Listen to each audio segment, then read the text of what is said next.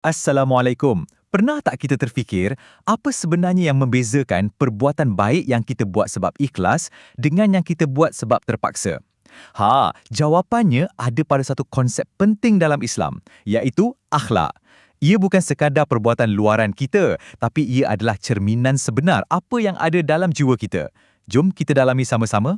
Kita ni kan selalu sangat dengar orang sebut perkataan akhlak, jaga akhlak, akhlak mulia dan macam-macam lagi. Tapi apa sebenarnya maksud akhlak tu sendiri? Adakah ia cuma pasal sopan santun atau ada sesuatu yang lebih mendalam lagi? Okey, cuba kita tengok definisinya. Kata kuncinya kat sini ialah tertanam dalam jiwa.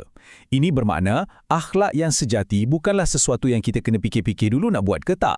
Ia datang secara spontan, macam refleks tau. Ia adalah cerminan jujur tentang siapa diri kita yang sebenar, terutamanya bila tak ada siapa yang pandang.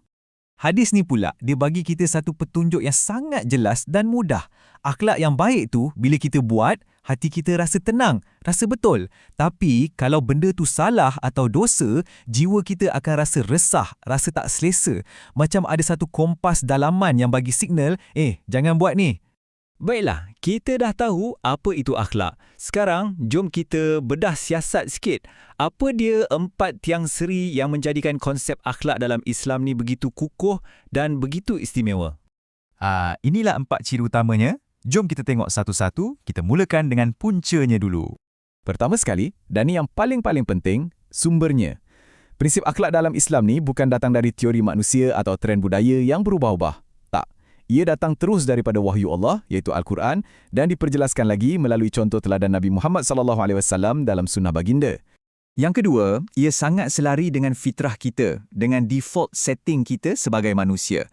Sifat-sifat macam jujur, adil, berbelas kasihan, ini semua adalah nilai-nilai yang memang sebati dengan jiwa kita secara semula jadi.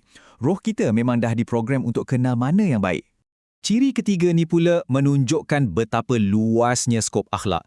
Ia bukan untuk dipakai di masjid atau pada bulan Ramadan je. Tak, ia meliputi semua aspek hidup kita. Daripada cara kita berniaga, cara kita layan jiran, sampailah ke cara kita jaga alam sekitar. Boleh kata, akhlak ni untuk 24 jam, 7 hari seminggu. Dan yang terakhir, prinsip akhlak ni kekal dan takkan berubah. Menipu itu salah 1000 tahun dulu dan hari ni pun ia tetap salah, kan? Walaupun cara menipu tu mungkin dah makin canggih. Maksudnya, standard untuk apa itu baik dan apa itu buruk dah ditetapkan dan ia tak lapuk dek zaman. Okey, sekarang kita dah faham ciri-cirinya. Jom kita tengok pula pembahagian akhlak ni. Dalam Islam, pilihannya sangat jelas, sangat straightforward. Cuma ada 2 jalan. Satu jalan yang membawa kepada kemuliaan dan satu lagi jalan yang membawa kepada kehinaan.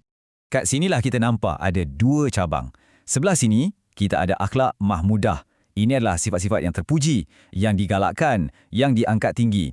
Sebelah sana pula, kita ada akhlak mazmumah, sifat-sifat buruk dan tercela yang dilarang keras. Sebenarnya setiap hari kita sedang membuat pilihan antara 2 ni. Sama ada kita nak membina diri kita atau kita nak meruntuhkannya. Okey, cukuplah dengan teori kan? Jom kita tengok macam mana semua ni nampak dalam kehidupan kita seharian. Kat mana sebenarnya kita jumpa akhlak mahmudah dan mazmumah ni setiap hari? Jadual ni tunjuk dengan jelas betapa setiap tindakan kita ni adalah satu pilihan akhlak. Contohnya, dalam hubungan kita dengan Allah, pilihan kita adalah antara bersyukur dan reda ataupun putus asa dan kufur. Dengan manusia pula, kita pilih antara jadi orang yang amanah atau jadi pengkhianat. Malah, dengan alam sekeliling pun ada pilihannya, nak jadi pemelihara atau jadi perosak. Perasan tak? Setiap pilihan ni bukan sekadar satu tindakan, tapi ia sedang membentuk siapa diri kita. Jadi, persoalannya, untuk apa semua usaha ni? Kenapa kita kena susah payah bina akhlak mulia? Tujuannya bukan sekadar nak nampak baik depan orang lain. Matlamat utamanya jauh lebih dalam daripada tu. Ia adalah satu proses untuk menyucikan jiwa kita. Prosesnya ada 2 langkah je dan ia sangat logik. Cuba bayangkan jiwa kita ni macam satu cawan. Langkah pertama ialah mengosongkan. Maksudnya, kita kena buang dulu semua kekotoran, segala sifat mazmumah yang ada dalam cawan tu. Dah bersih, barulah kita boleh pergi ke langkah kedua, iaitu menghias. Kita isikan cawan yang dah bersih tadi dengan keindahan sifat-sifat mahmudah. Sebab apa?